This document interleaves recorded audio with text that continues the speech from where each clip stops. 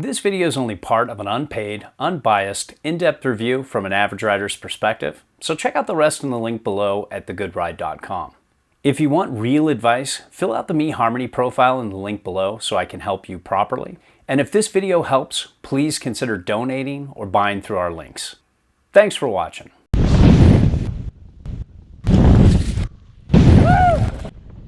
Welcome to The Good Ride. I'm James Beastie, and thanks for being here after all these years. And next to me is the Proto Ultra. It's changed up a little bit for 2023, but I thought it would be fun to just get on all three Protos and compare them and talk about how they interact with one another in 2023. Next to it is the Proto Slinger 156, and next to that is the Proto Synthesis 158. I rode this primarily with Union Atlas and Burton Kendos, and I got this in some good spring conditions. We had an epic spring up here in the Pacific Northwest. And to give you a short summary, the Proto Ultra is no longer an ultra stiff shockwave camber profiled ride. It's now a softer triple camber profile, and it sits more in between the Never Summer Proto Slinger and the Proto Synthesis. So it's not the ultra mega stiff, super hard charging, hard carving board it used to be. This is still a fun mountain freestyle twin that just has a little more playful take than the Proto Synthesis, but it still has a little more all-mountain freestyle competence compared to the Proto Slinger. Now, when it comes to sizing, I'm kind of in between the 54 and the 57 when it comes to the Proto Ultra. This time around with the triple camber technology, it felt a lot better for me at 57, where before I was on the 54 with Shockwave, and that felt like all I needed. Going to a 57 felt like too much. This felt like I could handle it. And in comparison to the Proto Slinger 56, that felt pretty good, but I think I like this in a smaller size because I do want this more for a mellow mountain freestyle ride, but the 56 felt pretty good. And the Proto Synthesis in a 58 felt like just a little too much for me. It's not like the old Prototype 2 where it really worked for me in a 57. I'd be much happier with the Proto Synthesis in a 155. And when it comes to shape, this is a twin. It is an aggressive twin, but not as aggressive as last year. You can weight this any way you want. You can drive off the front foot, you can weight it centered and turn that way, or you can lean into the back as you go through the turn, and it works well either way. The triple camber profile really changed up the game this year. I'm liking triple camber tech more than I used to. I'm still a little more partial to this shockwave camber profile. It just has so much spring out of the turn. It feels like it has more camber than full camber, but yet it's still forgiving, and I really like that feel.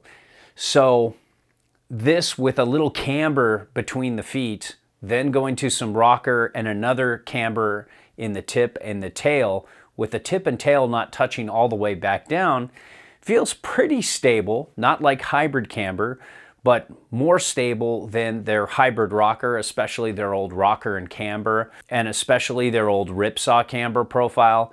And it's pretty close to the shockwave camber profile, but it really depends on the board you get because the wood bends differently board to board. The ones I have here next to me, the Proto Synthesis and the Proto Slinger, have the tip and tail very close to the ground, so they're almost stable like hybrid camber and not ultimately catchy like full camber, but they have a little bit of that auto spinny loose feel in harder snow.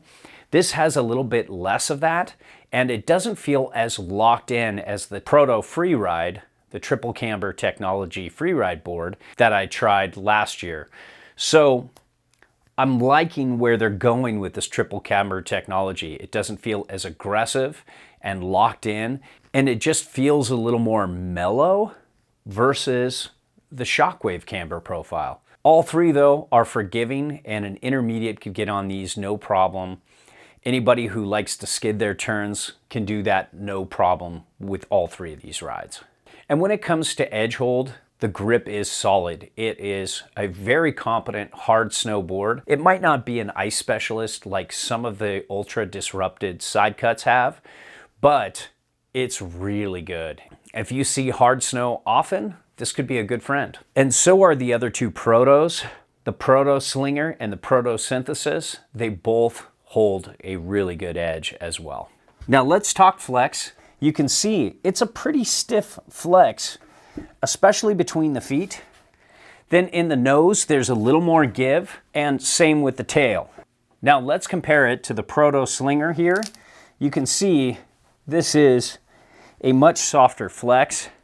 There's much more give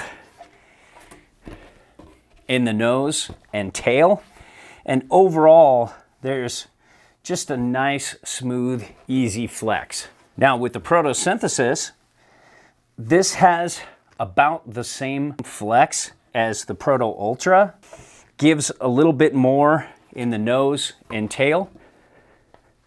Now here's the interesting thing.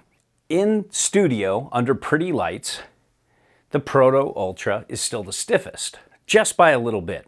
But when you get it out on snow, it feels noticeably softer than the Proto Synthesis. I'm not sure why, but whatever's happening here, the Proto Ultra actually felt easier to butter in a 157 versus the Proto Synthesis 158. And that's just kind of messed with my mind a little bit, but something's happening there to make this feel a little more playful, a little easier to ride, and I could lean into this more. Same day, same boots, same bindings. This has really good pop with triple camber technology. Something about Never Summer is just really amazing when it comes to their board construction. They just have equal parts pop and dampness, and all of these boards show that. Obviously, the Proto Synthesis and Proto Ultra offer a little more dampness and have a stiffer flex and a little more pop, but the Proto Slinger, it's just easier to access that pop. And I think the Shockwave camber profile with that extra camber, if you want to load off the tip and tail, pops really hard. And these things just do an amazing job. But the Never Summer Proto Ultra is really good when it comes to getting air and just getting the board to naturally and easily spring. You know, who knows what they're doing with their secret sauce. Maybe it's the carbonium top sheets, maybe it's something else, but they just know how to make a board pop and be damp. Now, when it comes to riding in uneven snow, the Proto Ultra was very good in messy, uneven snow. It's very good in hard, micro bumpy snow. But the 158 Proto Synthesis was just a little bit better on snow. Despite it having a slightly softer flex in studio, it was just a damp board in hard, micro bumpy snow. It was great in soft, uneven snow. It's one of the better all-day resort rides I've ever tried. Now, when it comes to speed and base glide, Never Summer makes a pretty fast, easy gliding base. All three of these have the same base, and they all have very good base glide when well waxed. They're near the top of the class. Now, when it comes to pointing it, this year in 2023, the Proto Synthesis 58 was the bomber of the three. But the Proto Ultra's close, but for 2023, it's not the ultra fast board it was in 2022. It's still stiff and damp, but it felt more playful this year with the triple camber profile technology. It does flat base a little bit better, so if you like to flat base on a straight line, this will be a little bit better, and it was pretty straight line friendly. So when it comes to turn initiation and carving, the Proto Ultra is a little slower edge to edge than the other two because it's a little wider. But when you get it on edge, it has a good spring through the turn, and it has a pretty balanced turning radius that I really appreciate. You can make all kinds of turns with this board. You can make longer, drawn out down the line turns, shallower radius turns. You can make across the groomer carves, you can make circle carves, and a little bit of everything in between. It's a very balanced mountain freestyle to aggressive mountain freestyle ride. It has good spring out of the turn, especially if you lean into those camber points over the bindings and engage those there. But in comparison to the Proto Synthesis, I felt like I was just getting a little more spring out of the turn with that board versus the Proto Ultra. The Proto Ultra is no slouch, but that is just such a powerful carver, and I think it's because of the Shockwave camber profile. I can't say for certain, but that really springs, and this doesn't feel as hard carving as last year's Proto Ultra when it was Shockwave, but this is still no slouch, and if you want a touch more stability, you have the Proto Ultra. Now, when it comes to powder, there is very little to no setback on board, so I'm not really going to talk about that. And I didn't ride any of these three in powder this year. And these are not the kind of boards I would want to ride in powder. I'd rather be on the Hammer. I'd rather be on the Never Summer SL. I'd rather be on the Proto Freeride, the Harpoon or the Swift. Those have better directional float and are better boards for that. These would be a perfect complement to those for a two-board quiver. One thing I wish both of these boards had, the Proto Synthesis and the Proto Ultra, were setback inserts like the Shaper Twin has. That would really complete these boards and make them excellent when it comes to setting back and getting really good directional float. That would kill it. It would just really round out the ride, especially with the Ripper and the Peacemaker gone, two directional twins that could set back pretty far in powder. It would be really nice to see setback inserts on one or both of these boards. This is an ASIM twin, so you don't really want to ride that there. Now, speaking of switch and park riding, the Proto Slinger is the winner here, definitely.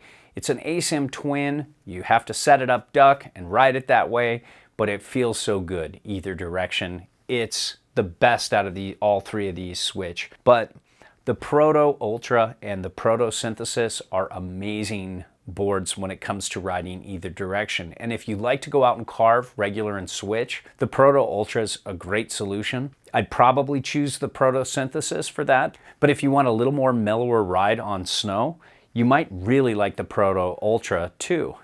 It's great in the pipe if you have bigger feet. For me, I'm Proto Synthesis or Proto Slinger because it works a little better with my size 9 feet in the pipe, but it's great for hitting big kickers. And it's still a great board when it comes to approaching and landing kickers with triple camber versus last year with Shockwave. And it's great for everything, but probably not the best for jibbing. You want to be on the Proto Slinger for that. And you don't want to be on the Proto Synthesis either. These are jump and pipe boards. So overall, while I did mention a lot about how it didn't carve as hard and feel as aggressive, that's not necessarily a good or a bad thing. It's just a different thing. And this Proto Ultra now has much more wider appeal. It's just a little more playful. It's a little more versatile than it was in the past. So that's a good thing. But if you're looking at the Proto Ultra to get a hard carving machine like you saw from last year, you're going to be disappointed. If you want a nice balance between the Proto Slinger and the Proto Synthesis, you're going to be very happy. So there you have it.